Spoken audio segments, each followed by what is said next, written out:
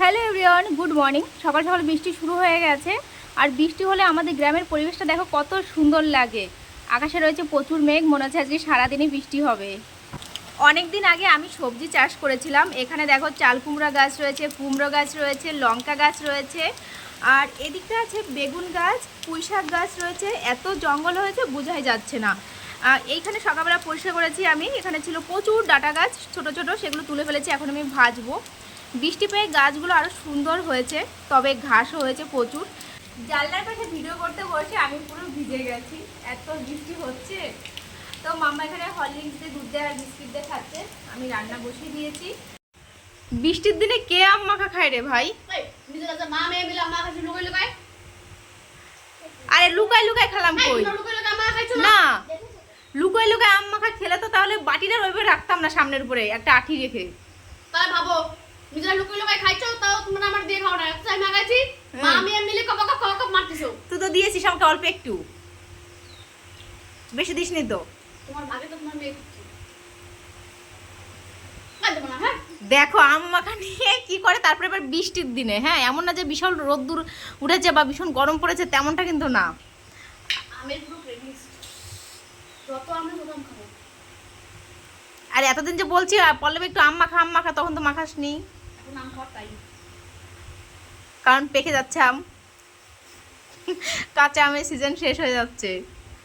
ওদের খাওয়া দেখে আমার লোভ লাগছে, কিন্তু দাঁত টক হয়ে গেছে আগে খেয়ে। আসলে আমি না কাতে তো সাকছো তোমার দিছি না, তাই সুতো ছুচো ছুচো দেখে তোদের আম মাখাটা। লঙ্কা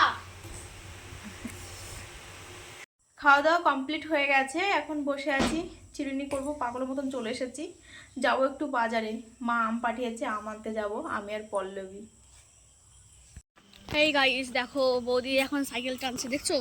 বৌদিদের বাড়িতে কিন্তু একটা বড় অনুষ্ঠান চলছে। ফালতু কথা বলিস না। অনুষ্ঠান কিছু না, আমি সত্যি কথা বলছি।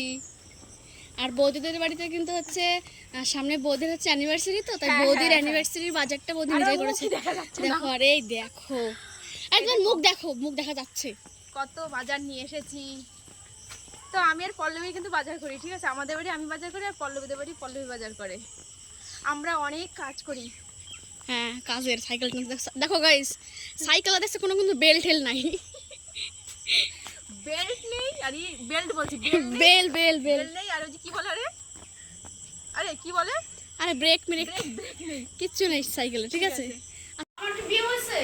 পল্লবীর বিয়ে ঠিক হয়ে গেছে, তার জন্য পল্লবী শাখা পরে এসছে। দেখো আসলে গাইস একটা হচ্ছে দোকানে হচ্ছে লুটপাট হয়েছে। হ্যাঁ, তো সেই দোকানের থেকে যত জুয়েলারি ছিল সবগুলো হচ্ছে বৌদিদের সেই চোটটা গিফট দিছে। তো সেখানে একটা মোটা শাখা ছিল, আমি এটা পরে দেখতেছি যে হ্যাঁ, ওইটা কিন্তু সোনার, ঠিক আছে?